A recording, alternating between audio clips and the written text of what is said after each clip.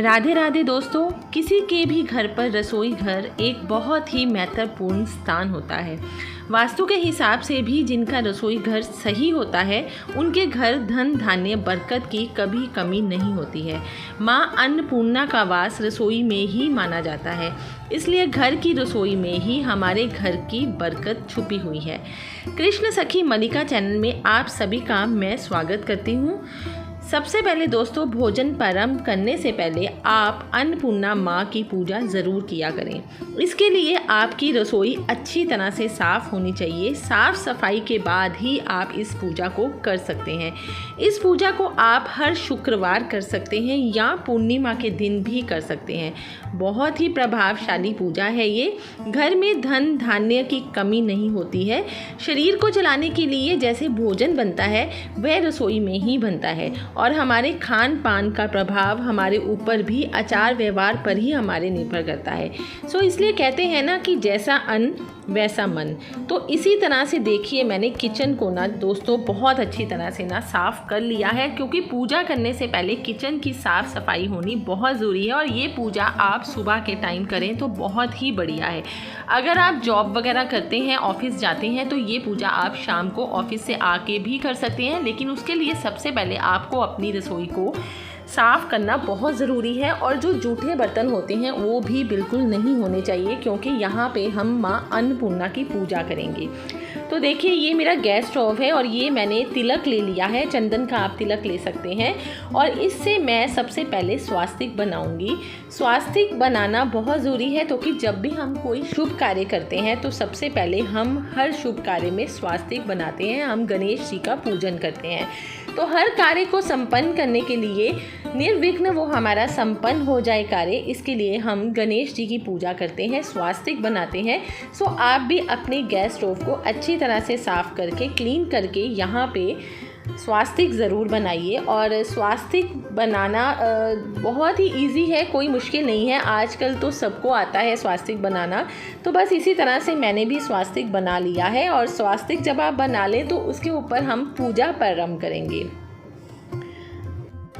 स्वास्तिक बनने के बाद दोस्तों, अब मैं सबसे पहले स्वास्तिक के ऊपर कुछ फूल चढ़ाऊंगी। और एक मैंने ये देखिए जोत बनाई है, दीपक बनाया है। दीपक को हमने इस पे जलाना है। और दीपक के नीचे जलाने से पहले आप कुछ चावल होते हैं वो 1 से 2 चम्मच डाल दीजिए। थोड़े से स्वास्तिक के ऊपर भी वह चावल बिखेर दीजिए। और उसके बाद आप जोत जलाइए, दीपक जलाइए और गैस की जो स्वास्तिक है, भगवान गणेश है, उसकी पूजा प्रारंभ कीजिए। और एक चीज़ और है दोस्तों, कि जब भी आप गैस के पास कोई दीपक या जोत जलाते हैं उस टाइम पे गैस को नीचे सिलेंडर से बिल्कुल बंद कर दीजिए, क्योंकि गैस के बाद कोई, गैस के पास आसपास कोई भी अग्नि नहीं जलनी चाहिए। तो जब भी मैं अपनी अन्नपूर्णा माँ की अपनी रसोई में पूजा करती हूँ तो मैं उस टाइम पे अपने जो सिलेंडर की गैस है नोब को बंद कर देती हूँ। तो इसी तरह से अब आप अपनी अन्नपूर्णा माँ की पूजा कीजिए। और साथ में जो उनकी आरती है, जो उनका मंत्र है अन्नपूर्णा माँ का, वो अन्नपूर्णा माँ का मंत्र का जाप ज़रूर कीजिए, ताकि भगवान हमारे ऊपर प्रसन्न हो। और कुछ देर के लिए ये यहाँ पे ही जोत को पड़े रहने दीजिए। और जोत को जब 10 से 15 मिनट हो जाएं तो जोत को आप उठा कर मंदिर में रख सकते हैं। मंदिर में भगवान के आगे रख दीजिए और भगवान से प्रार्थना ज़रूर कीजिए कि हमारे घर में धन धान्य बरकत, भोजन की कभी भी कमी ना आए। हम खुद भी बढ़िया आपकी कृपा से खाएं, हमें किसी तरह की कोई तंगी ना आए। और जो हमारे घर में अतिथि आए वो भी ज़रूर इसकी खान पान में किसी तरह की कमी ना उसे आए। अच्छा दोस्तों, एक चीज़ और है, मैं आपको दूसरा जो टिप बताने जा रही हूँ। अपने घर में किसी भी कॉर्नर पे एक तांबे का या पीतल का आप लोटा पानी का ज़रूर भर के रखिए। इससे होता क्या है कि हमारे घर में कभी भी धन धान्य की कमी नहीं रहती है। और चकला और बेलन, जो तीसरा उपाय मैं बता रही हूँ, वो भी एक दूसरे की जोड़ी होता है। और इन दोनों को हमेशा छिपा कर रखना चाहिए। कभी भी चकला और बेलन किसी के सामने बिल्कुल नहीं होना चाहिए। और इसी तरह से मैं चकला और बेलन की भी पूजा कर रही हूँ, उनको भी तिलक लगा रही हूँ, फल फूल वगैरह, अक्षत वगैरह सब चढ़ा रही हूँ। और ये करने से भी हमारे घर में धन धान्य की कभी कमी नहीं होती है। पर इसका बस यही है कि आपने चकला और बेलन को हमेशा खाना बनाने के बाद छुपा के रखना है। जो चौथा मैं आपको बता रही हूँ टिप वो है कि जब भी आप खाना बना के हटें, रात के टाइम आप अपने बर्तनों को बिल्कुल साफ़ करके रखिए। जो आपका बर्तनों का सिंक है जिसमें आपके गंदे बर्तन पड़े होते हैं, उन सिंक को अच्छी तरह से साफ़ करके ही सोइए। जूठे बर्तन हमें कभी भी नहीं रखने चाहिए। इससे हमारे जो अन्नपूर्णा माँ होती है वो नाराज़ हो जाती है और हमारे घर में कभी भी किसी तरह की बरकत नहीं रहती है।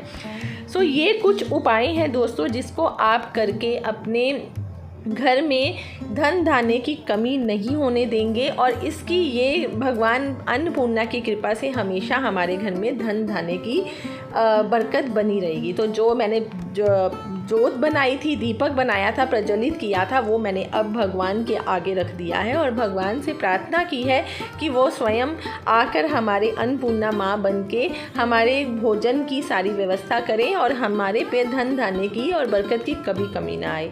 सो आई होप आपको मेरी ये वीडियो पसंद आई होगी, कुछ आपको इन्फॉर्मेशन ज़रूर मिली होगी। मिलती हूँ मैं आपको अपनी नेक्स्ट वीडियो में, तब तक के लिए राधे राधे।